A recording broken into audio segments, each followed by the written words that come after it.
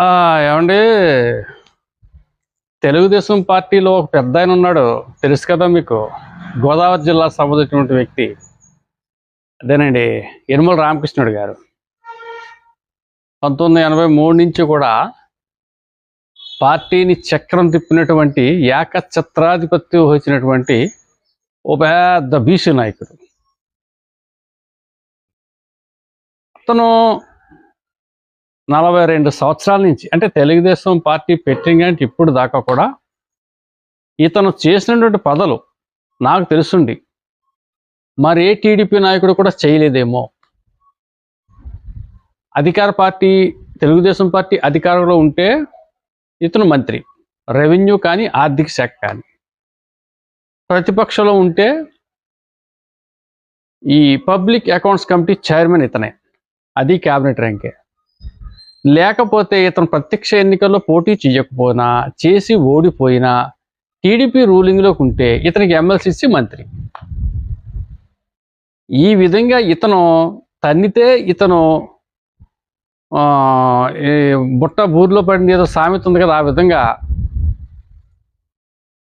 ఇతనికి అన్నీ కూడా అలాగే సమకూరాయి. ఆ తెలుగుదేశం పార్టీలో అరే ఇతను ఒకప్పుడు గోపాల్ సిట్టి అని చెప్పేసి ఒక పెద్ద లాయర్ ఉండేవారు అటండి పూర్వం కాకినాడలో. అతని దగ్గర అసిస్టెంట్ లాయర్ ఇతను, మన దివంగత స్పీకర్ జిఎంసి బాలయ్య గారు, వీళ్ళిద్దరూ కూడా. వీళ్ళిద్దరిలో ముందు రామకృష్ణుడు గారు పార్టీకి వచ్చారు. ఆయన దగ్గర అసిస్టెంట్ లాయర్గా ఉంటూనే తెలుగుదేశం పార్టీ తీర్థం పుచ్చుకుని 83లోనే ఫస్ట్ సారి పోటీ చేసి తునిలో విజయం సాధించాడు. అది జరిగిన 2 years తర్వాత మన ఈయన వచ్చాడు, బాలయ్య గారు వచ్చారు. కానీ ముందు నుంచి ఇద్దరు ఫ్రెండ్సే.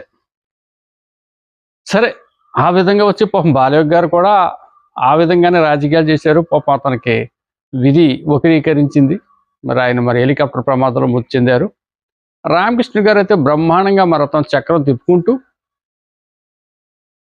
ఉమ్మడి తూర్పుగోదావరి జిల్లాయే కాదు, అవసరమైతే పశ్చిమ గోదావరి జిల్లా, విశాఖ జిల్లాలో కూడా ఇతను ప్రాబల్యం క్లియర్గా కనపడేది. చంద్రబాబు నాయుడు గారికి ఇతను ఏం చెప్తే అదే వేదం. 1995 ఆగస్టు సంక్షోభంలో ఎన్టీ రామారావు గారు లక్ష్మీపార్వతి వ్యవహారం ఉన్నప్పుడు వైస్రాయ్ హోటల్లో చంద్రబాబు నాయుడు గారి క్యాంప్ పెట్టినప్పుడు ఎమ్మెల్యేలతో, ఆ సమయంలో స్పీకర్గా ఉన్నటువంటి యనమల రామకృష్ణుడు గారు ఎన్టీఆర్ కాదని